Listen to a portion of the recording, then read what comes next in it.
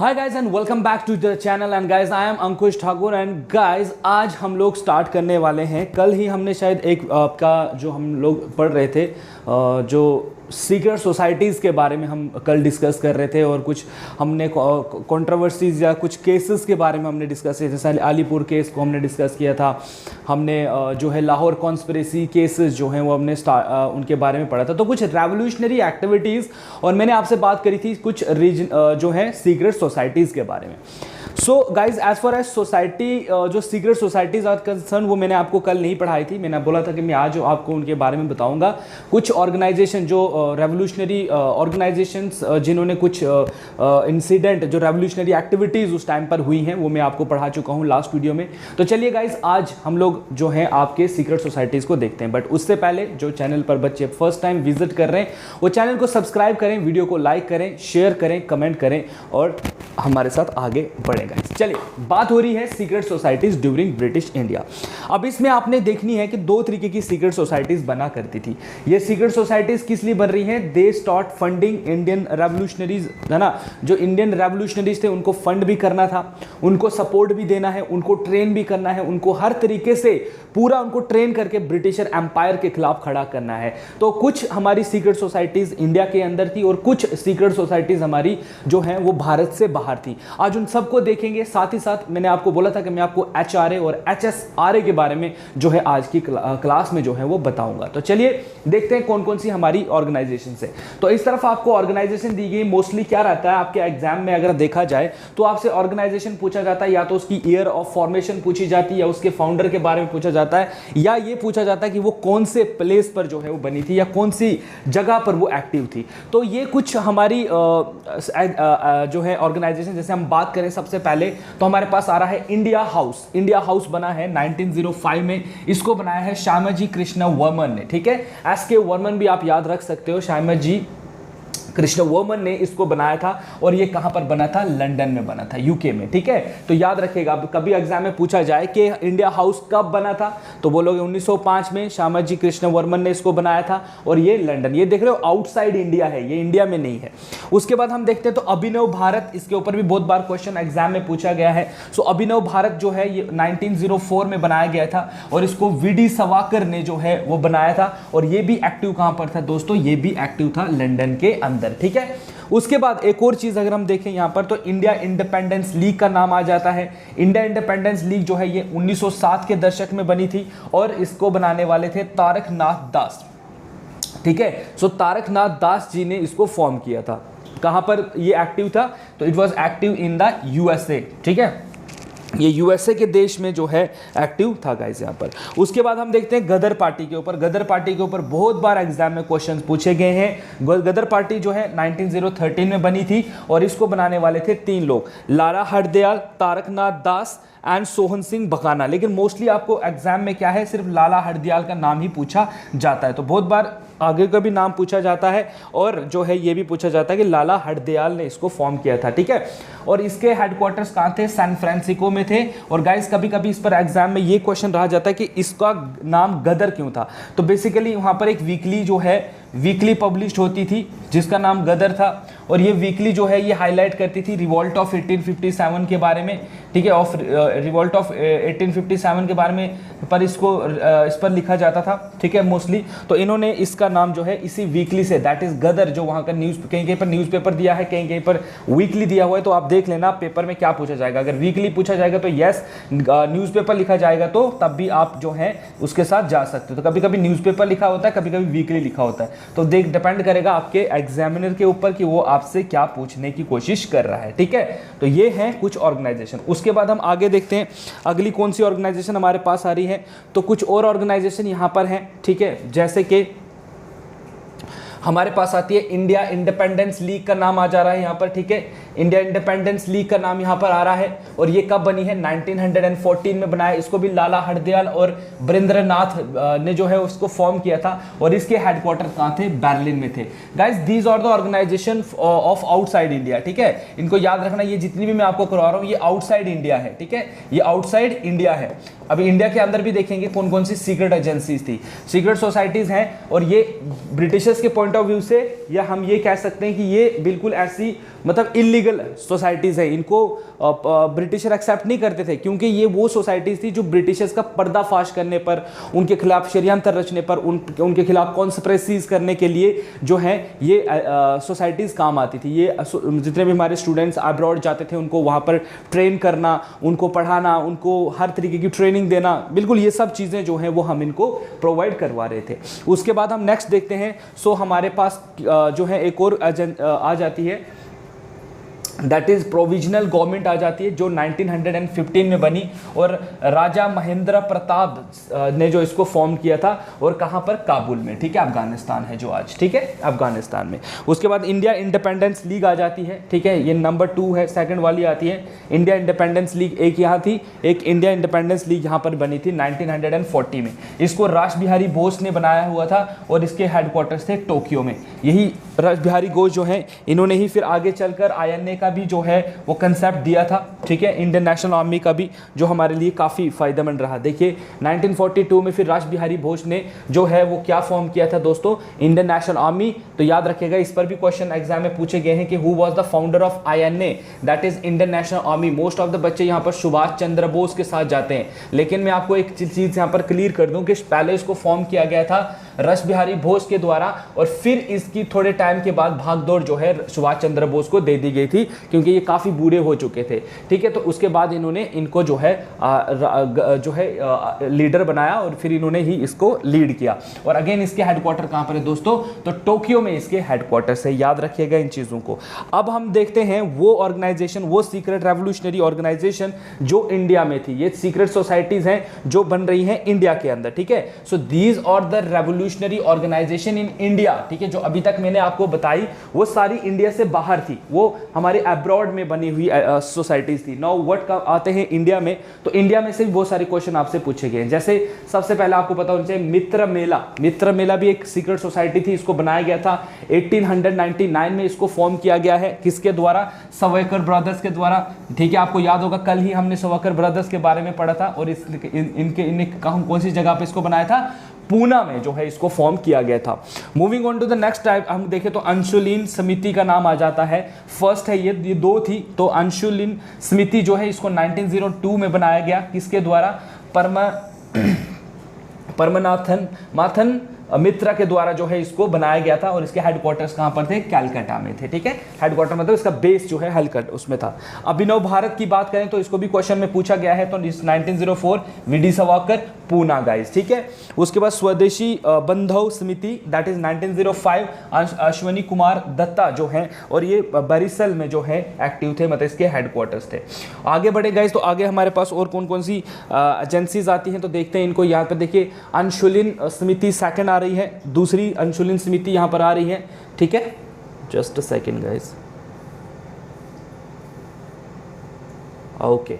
सो यहाँ पर एक और हमारे पास समिति आ रही है, दैट इज अंशुलिन समिति सेकंड 1905, जो है पुलिन बेहरारी दास ने जो है इसको बनाया था, और इसके हेडक्वार्टर थे ढाका, ठीक है। उस टाइम पर देखो आप ढाका की बात कर रहे हैं, बांग्लादेश में थे। भारत माता सोसाइटी बनाई गई थी 1907, अजीत कुमार एंड अंबा प्रसाद ने जो है इसको बनाया था, और ये कहाँ पर थी, पंजाब में इसके हेडक्वार्टर्स थे। उसके बाद हिंदुस्तान रिपब्लिकन एसोसिएशन, जिसको आप HRA कहते हो, ठीक है, HRA भी लिखा होता है कभी कभी पेपर में, याद रखना। तो इस हिंदुस्तान रिपब्लिकन एसोसिएशन 1924 में ये बनाया गया था, और इसको बनाने वाले थे जोगेश चंद्र चैटर्जी, ठीक है, जोगेश चंद्र चैटर्जी, साथ में उनके थे सचिंद्र नाथ सन्याल, नरेंद्र मोहन सेन, एंड उनके साथ साथ और कौन था गाइस इसमें, और थे इसमें आपके प्रतुल गंगोली, ठीक है, गांगुली जो है इसमें थे। और ये कहाँ पर थे इसके हेडक्वार्टर गाइस, इसके हेडक्वार्टर हैं कानपुर में, ठीक है, याद रखिएगा इस चीज़ को। HRA के हेडक्वार्टर कहाँ थे, कानपुर में। बहुत बार क्वेश्चन पूछा गया है, HRA जो है इसके जो हेडक्वार्टर्स थे कहाँ पर हैं, तो आप बोलोगे सर कानपुर में, ठीक है। तो याद रखना कानपुर में थे इसके हेडक्वार्टर्स, बहुत बार क्वेश्चन पूछा गया है। उसके बाद हम देखते हैं नवजीवन भारत सभा। नवजीवन भारत सभा जो है इसको फॉर्म किया गया है 1926 में, भगत सिंह के द्वारा इसको बनाया गया था और इसके हेडक्वार्टर थे लाहौर। ये वही नवजीवन भारत है जिसने एक बार जो है गांधी जी के खिलाफ जो है ढेर सारा प्रदर्शन किया था, ठीक है, गांधी जी के खिलाफ बहुत सारा ढेर सारा प्रदर्शन किया था जब भगत सिंह को फांसी लगी थी। तो गांधी जी जो हैं टोवर पे थे उस टाइम पंजाब के, तो जब ये वहाँ पर पहुँचे थे तो इनको काले झंडे दिखाए गए थे कि आप चाहते तो भगत सिंह को बचा सकते थे, लेकिन आपने हमारे भगत सिंह को जो है वो शहीद होने दिया। उसके बाद हम देखिए आप आ रहे हैं HSRA। तो ये HRA और HSRA जो है इसी का जो आप कह सकते हो सक्सेसर था। आगे चल के हम इसी के बारे में पढ़ने वाले हैं आज कि HRA जो है वो कैसे HSRA बना, और ये बना था 1928 में। देखिए 1924 में इसको कहते थे HRA, लेकिन आगे चलकर ये क्या बना HSRA, that is Hindustan socialist Republican association, और इसको बनाया था चंद्रशेखर आजाद ने, और इसके हेडक्वार्टर्स थे गाइस दिल्ली में। देख रहे हो पहले कानपुर में हेडक्वार्टर्स थे, now it shifted to Delhi. तो ये काफी बहुत ही एक आप कह सकते हो ये एक बहुत बड़ी ऑर्गेनाइजेशन थी, और इसने ब्रिटिशर्स को काफी ज्यादा हद तक जो है नुकसान भी दिया था और साथ ही साथ उनको प्रॉब्लम में भी डाला हुआ था। तो चलिए बात करते हैं HSRA के बारे में। इसमें आप दोनों के HRA और HSRA के बारे में दोनों के बारे में जो है आराम से और डिटेल वे में पढ़ लोगे गाइस। तो HSRA की अगर मैं बात करूं तो इस हिंदुस्तान सोशलिस्ट रिपब्लिकन एसोसिएशन था इसका पूरा नाम, जो बेसिकली एक रेवोल्यूशनरी पार्टी थी। रेवोल्यूशनरी पार्टी, देखिए हम लोग एक वर्ड यूज करते हैं, एक हम कहते हैं कि एक होता है रेवोल्यूशन, ठीक है, हम कहते हैं रेवोल्यूशन, और एक होता है एवोल्यूशन, ठीक है, एक होता है रेवोल्यूशन, एक होता है एवोल्यूशन, जबकि दोनों का मतलब एक ही है। अगर आप मतलब निकालो तो इसका मतलब भी चेंज है और इसका मतलब भी चेंज है, ठीक है, दोनों का मतलब जो है वो एक ही है। तो फर्क क्या हुआ इसमें, हमने इसको हम लोग इसको रेवोल्यूशनरी पार्टी क्यों कह रहे हैं, हम इसको एवोल्यूशनरी पार्टी क्यों नहीं कह रहे, बिकॉज जब रेवोल्यूशन करके हम चेंज लाते हैं तो वो बाई फोर्स होता है। दोस्तों याद रखना एक बात, आप एक खिलाफ जाकर, आपको पसंद नहीं है कोई सिस्टम तो आप उसके खिलाफ बाई फोर्स ताकत लगाकर आप उसको चेंज करोगे। जैसे मान लेते हैं कि सोसाइटी में कोई भी ऐसी चीज जिससे लगता है आपको कि नुकसान है, तो आप उसके खिलाफ प्रोटेस्ट करोगे, आप उसके खिलाफ बोलोगे, आप उसके खिलाफ जो है प्रदर्शन जब करोगे तो गवर्नमेंट उसको जब बैन कर देगी। तो आपने रेवोल्यूशन किया, मतलब आपने सोसाइटी में जो बुरी चीज थी उसको हटाया, मतलब आपने सोसाइटी का सुधार किया, तो वो आ गया रेवोल्यूशन। जबकि एवोल्यूशन की बात होती है चेंज बाय नेचर, ये बाय नेचर होता है, ठीक है। जैसे मान लेते हैं कि कहा जाता है कि इंसान के पास पूंछ भी हुआ करती थी किसी टाइम पर, ठीक है, या इंसान की बॉडी में अपेंडिक्स का होना, वो भी अपेंडिक्स मोस्टली एनिमल्स में पाया जाता है, जो उनके जो भी उनका जो जुगाली वो करते हैं उनमें यूज होता है, बट इंसान में अपेंडिक्स का जो है वो कोई यूज नहीं है। बट हो सकता है कि हम जब एनिमल्स रहे होंगे तो उस टाइम अपेंडिक्स का जो है हमारी बॉडी में कोई काम रहा होगा ना। तो ऐसे बहुत सारे देखो अब धीरे धीरे चेंज हुए, या जब हम लोग पैदा होते हैं तो हम सीधे कोई बड़े इतनी फुल बॉडी से लेकर हम पैदा नहीं हो रहे, हम बिल्कुल छोटे होते हैं, धीरे धीरे हमारी ग्रोथ होती है, धीरे धीरे हमें चेंज आती है, तो एवोल्यूशन होता है वो, ठीक है ना। तो एवोल्यूशन बड़ा स्लो प्रोसेस है और नेचुरल वे में होता है, जबकि रेवोल्यूशन एक तेज प्रोसेस होता है और साथ ही साथ बाय फोर्स ताकत के द्वारा लाई गई चेंज होती है। आई होप सो कि you are getting my point कि मैं आपको क्या बताने की कोशिश कर रहा हूं। तो यहां पर ये रेवोल्यूशनरी पार्टी थी, मतलब ये चेंज लाना चाहते थे सोसाइटी में, लेकिन बाय फोर्स, लेकिन इनको पता था कि हम ब्रिटिशर से अपनी डिमांड पूरी करवाएंगे तो ब्रिटिशर हमारी डिमांड को पूरा नहीं करेंगे, तो उनसे अगर अपनी शर्तें बनवानी है तो भाई साहब उनके खिलाफ प्रदर्शन जो है वो करना पड़ेगा। अब यहां पर देखिए, अब रेवोल्यूशनरी पार्टी थी ये, जिसको सेट किया गया था राम प्रसाद बिस्मिल के द्वारा, ठीक है। तो यहां पर एक चीज आपने याद रखनी है कि HSRA जो है इसको किसने बनाया था, Ram Prasad Bismil and his associate to fight against British colonial rule in and achieve independence for the country through an armed rebellion if necessary। इन्हें कहते थे कि हमें अपने देश को आज़ादी दिलानी है, यही हमारा सबसे बड़ा कर्तव्य है, और इस कर्तव्य को पाने के लिए अगर हमें बंदूक भी उठानी पड़ी तो हम जरा भी कतराएंगे नहीं। दैट्स वाई जब इन्होंने ये बातें बोली कि हम बंदूक भी उठाएंगे, तो ब्रिटिश गवर्नमेंट ने इनको अपने रिकॉर्ड्स में मिलिटेंट ऑर्गेनाइजेशन का नाम जो है वो दिया। मैं अगर ये सिंपल भाषा में आपको ये बताऊं कि Bhagat Singh for Britisher is a militant, ठीक है, ये आपको याद रखना है कि भगत सिंह जो हैं हमारे लिए एक फ्रीडम फाइटर है, ठीक है, इसमें नो डाउट ये हमारे लिए फ्रीडम फाइटर हैं वो। लेकिन अगर हम बात करें ब्रिटिश गवर्नमेंट के रिकॉर्ड से, तो उनके गवर्नमेंट के खिलाफ जब कोई खड़ा होता था तो वो उसको मिलिटेंट कहते थे। तो Bhagat Singh is militant according to the किसके, ब्रिटिश रिकॉर्ड्स में। अब यहां पर क्या हुआ, ओरिजिन अगर हम देखें कि HSRA की ओरिजिन हमें कहां से पता चलती है।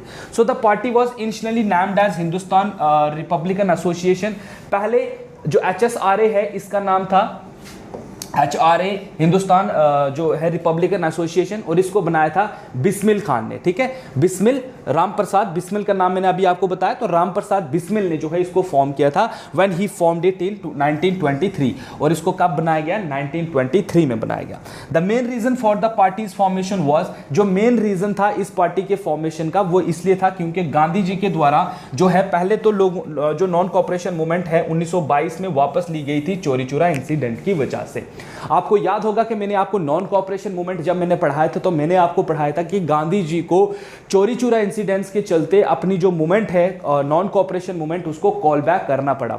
बिस्मिल खान भी जो है इसी पहले तो नॉन कॉपरेशन मूवमेंट में एक्टिवली पार्टिसिपेट कर रहे थे, बट सडनली जब गांधी जी ने कॉल बैक कर दिया अपनी मूवमेंट का तो बिस्मिल खान काफ़ी ज़्यादा डिसअपॉइंटेड हुए जब क्योंकि उनको लगा कि अब यहाँ से आगे क्या, और दे स्टार्ट पहले तो उन्होंने कहा कि गांधी जी ने हमें इतने अच्छे सपने दिखाए कि हमें सब कुछ मिलेगा, ऑन ऑल दैट इंडिपेंडेंस के सपने हमें दिखाए, आज़ादी का सपना हमें दिखाया, और आगे चलकर इन्होंने गांधी जी ने जो है अपनी मूवमेंट ही बंद कर दी। तो इससे गुस्सा होकर या नाराज़ होकर बिस्मिल खान ने खुद को गांधी जी से अलग किया and he established organisation called HRA, ठीक है। तो HRA तभी बना था, क्यों? क्योंकि नॉन कॉपरेशन मूवमेंट को रोक दिया गया था। जबकि दूसरे अगर हम लीडर्स को देखें इंडियन नेशनल कांग्रेस के, तो उन्होंने भी जो है यहाँ पर साथ छोड़ा था and they formed Swaraj party. याद होगा आपको, कुछ लोग ऐसे भी थे जिन्होंने स्वराज्य पार्टी को जो है वो बना दिया था। तो यहाँ पर देख रहे हो गांधी जी के मतलब कॉपरेशन को कॉल बैक करने से, गांधी जी ने जो अपनी कॉपरेशन को कॉल बैक किया था उसकी वजह से दो चीजें होंगी, एक HRA भी बना और स्वराज्य पार्टी भी बना था। याद कीजिए मोतीलाल नेहरू एंड जो भी थे CR दास।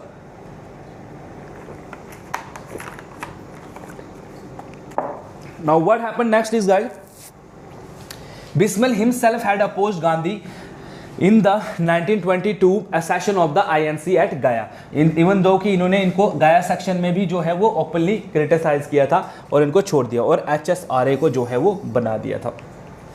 अब यहाँ पर देखिए अगर हम लोग कि HSRA जो है ये फॉर्मेशन इसका कैसे हुआ, ठीक है, क्या हुआ इसमें क्या देखिए constitution of HRA was drafted, कि अब ये जो HRA है ये काम कैसे करेगा, तो वो जो कॉन्स्टिट्यूशन था, क्योंकि कॉन्स्टिट्यूशन का मतलब होता है रिटन रूल्स काइंड ऑफ, या लॉज वगैरह, आप सिंपल याद रखो कानून की। HSRA काम कैसे करेगा इसको फ्रेम किया गया बिस्मिल खान जो है बिस्मिल के द्वारा 1923 में और इलाहाबाद में with the blessing of the Lala Hardayal. किसकी वजह से? लाला हरदयाल की हेल्प से। लाला हरदयाल किसमें इन्वॉल्व थे?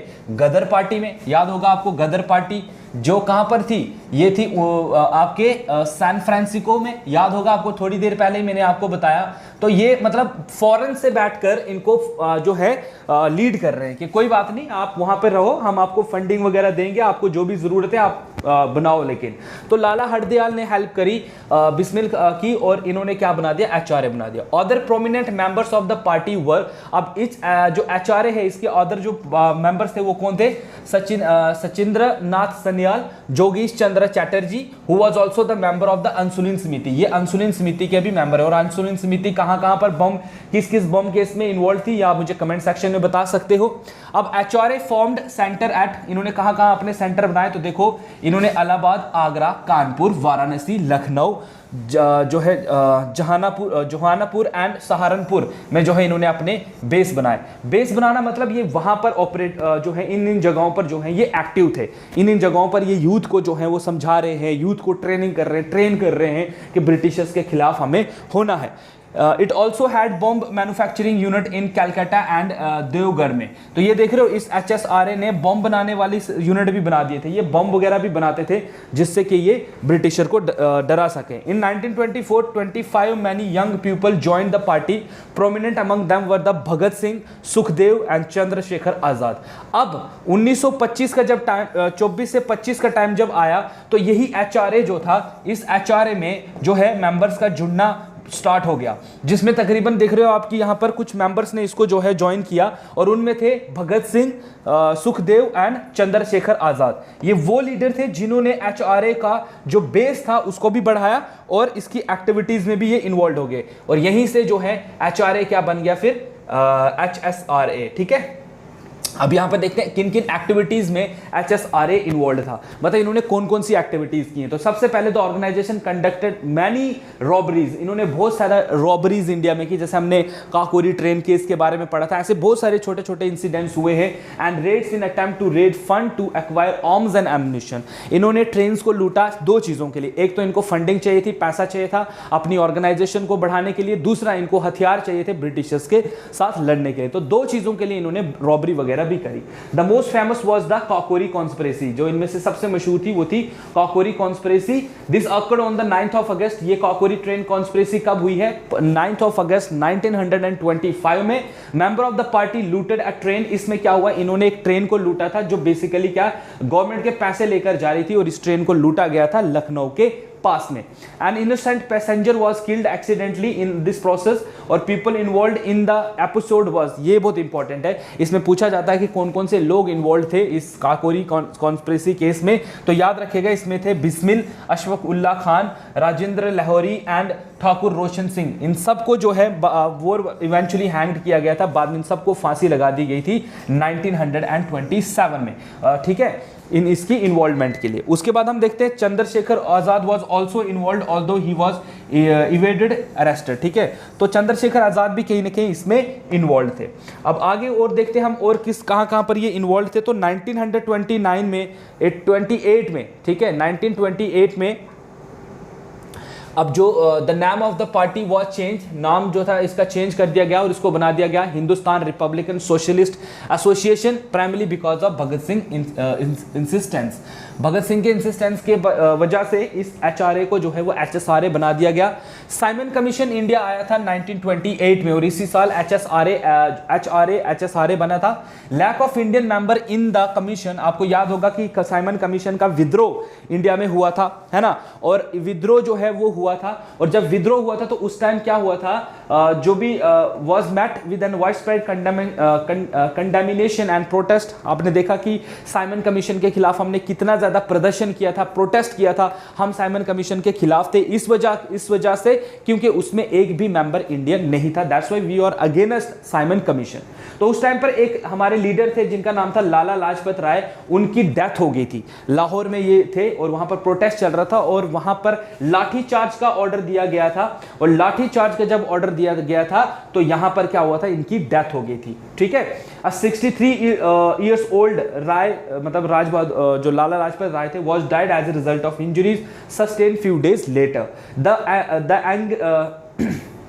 The enraged many revolutionary who vowed to avenge his death.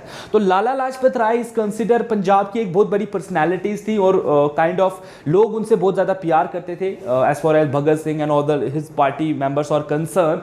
तो सब पंजाब के थे, तो ओबियसली पंजाब का है तो सपोर्ट, एक किस्म की सपोर्ट रहती ही है यहाँ पर। तो जब इनको ये चीज़ हुई, इनकी डेथ जब हुई, तो काफ़ी जो यूथ था जो इनको फॉलो कर रहा था लाला लाजपत राय को, सो उनके द्वारा जो है गुस्से का जो है वो सामने उनको गुस्सा आ गया, एंड फाइनली दे टेक, मतलब वो लोग जो है ब्रिटिशर्स के खिलाफ पड़ गए। तो HSRA जो है अब वो पीक लेवल अपने मतलब बदला लेने के लिए जो है वो उतर गए कि हम भी बदला लेंगे, खून का बदला खून होगा। और यहां पर क्या हुआ था फिर देखिए, भगत सिंह जो है, भगत सिंह और Rajguru shot another police officer John Saunders in the case of the mistaken identity। Actually में इन्होंने मारना किसी और को था, लेकिन यहाँ पर बगैर मतलब मिस्टेक आइडेंटिटी की वजह से इन्होंने जॉन सॉन्डर्स को मार दिया था। They had intent to shoot Scott, उनको जो है वो जेम्स ए स्कॉट को मारना था, क्योंकि इस जेम्स ए स्कॉट ने ही लाठी चार्ज का ऑर्डर दिया था जिससे लाला लाजपत राय की डेथ हुई थी। तो they want to kill this Scott, but by mistake identity, इनके पास आइडेंटिटी ना होने की वजह से ही थॉट कि सॉन्डर ही जो है वो स्कॉट है, और उन्होंने उसको गोली चला दी। They had intended to shoot Scott, however the HSRA still claimed that revenge had not been extracted. तो अभी भी जब इन्होंने उसको मारा तो उसके बाद भी ये कह रहे हैं कि नहीं, बदले की आग अभी पूरी नहीं हुई है, बदला जो है वो पूरे तरीके से लिया जाएगा। उसके बाद हम क्या देखते हैं कि HSRA का जो नेक्स्ट इन्वॉल्वमेंट हुई वो हुई थी कहां पर, सेंट्रल असेंबली बॉम्बिंग केस में। सेंट्रल असेंबली बॉम्बिंग केस क्या था, जो इन्होंने दिल्ली में जाकर जो असेंबली हॉल में बम फेंके थे, इस लाइक कि आप पार्लियामेंट में जाकर बम फेंकोगे। ठीक है। Next major activity of the HSRA was the central assembly bombing case. Bhagat Singh and BK Dutt bombed the central legislative assembly में ऑन कब, दिल्ली में इन्होंने ऐसा फेंका था कब, 8 अप्रैल 1929 में। तो HSRA central assembly bombing case में भी इन्वॉल्व थे। आपको अभी रिसेंटली पता है जो कश्मीर के एक पर्सन थे तो उनको भी अभी फांसी मिली है, कुछ 1-2 साल पहले की बात है, ठीक है, क्योंकि वो भी पार्लियामेंट जो अभी पार्लियामेंट अटैक पर इन्वॉल्व थे, ठीक है। तो जो है अफजल गुरु उनका नाम था। तो देखिए इस काइंड ऑफ ये भी सेम केस वैसा ही है, उन्होंने भी पार्लियामेंट पर अटैक किया था, भगत सिंह ने भी कुछ ऐसा ही यहाँ पर किया।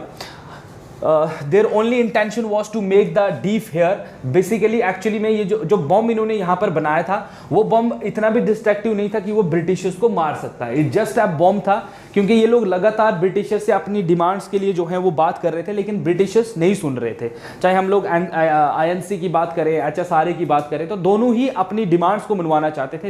इंडिया के लिए कुछ ना कुछ करो, ये ब्रिटिशर को कहते थे कि आप कुछ तो करो। लेकिन INC जो है वो बड़े शांत किस्म से चल रही है under the leadership of Gandhi ji, but HSRA एक ऐसा था कि वो कहते थे कि अंग्रेज जो हैं ये बहरे हैं भाई साहब, और बहरों को सुनाने के लिए बम का धमाका करना बहुत जरूरी, ताकि इनके कान खुल जाएं और ये सोचें कि हमें क्या चाहिए। तो इसके लिए इन्होंने क्या कर दिया था, इस बॉम्बिंग असेंबली में बम गिराए थे। ये प्रूव भी हुआ था कि इस इधर पे जो बॉम्ब है ये इतना भी डिस्ट्रक्टिव नहीं था। Nobody was injured in the bombing and both the revolutionary courted arrested of the incident.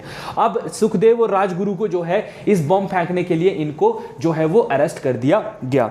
जब भाई साहब ये अरेस्ट हुए, अरेस्ट होने के बाद क्या हुआ, इनको जो है वो जेल में डाल दिया गया। They were arrested. They shouted slogan like इनकलाब जिंदाबाद and down with the imperialism, है ना, ये आपको पता है, ये सब चीजें तो आपने पढ़ी ही है। फॉर दिस केस, इस केस के लिए बोथ भगत सिंह एंड जो है दत्त जो है, ठीक है, इन दोनों को जो है क्या हुआ था, sentence to transportation for life, पूरी उम्र कैद की जो है इनको सजा हुई थी। बट लेकिन जो मीन टाइम पर यहाँ क्या है, जो मर्डर ऑफ सॉन्डर का केस था ना वो भी सामने आ गया और इनको जो है उसके साथ भी लिंक कर दिया गया, इसलिए इनको जो है वो फांसी की सजा सुना दी गई। So in 1931 Bhagat Singh, Rajguru and Sukhdev were hang to death for it, और इनको फांसी की सजा दी गई थी इसी चीज के लिए, ठीक है। अब यहाँ पर इनको बॉम्ब फेंकने के लिए सजा नहीं मिली थी, इनको मिली थी कि जो इन्होंने मर्डर किया था सॉन्डर्स का। In 1928, HSRA also bombed a train carrying to then the Viceroy of India, Lord Irwin. He was unharmed. और HSRA एक बार फिर इन्वॉल्व था किसमें, 1929 में इन्होंने बॉम्ब फेंका था किस पर, एक ट्रेन पर, जो ट्रेन लेके जा रही थी उस टाइम हमारे जो वायसरॉय थे लॉर्ड इरविन, उनको लेके जा रही थी, लेकिन खुशकिस्मती ये थी कि वो बच गए वहां पर। Azad was also killed by the police, और चंद्रशेखर आजाद जो HSRA के एक बहुत इंपॉर्टेंट पर्सन थे, इनको भी बाद में पुलिस ने पकड़कर 1931 में जो है वो इलाहाबाद में एक पार्क के अंदर जो है वो शूट किया था, और मैंने उस पार्क का नाम आपको बताया भी था, दैट वाज एल्फर्ड पार्क, ठीक है। सो ये एल्फर्ड पार्क थी जहां पर उनको मारा गया था।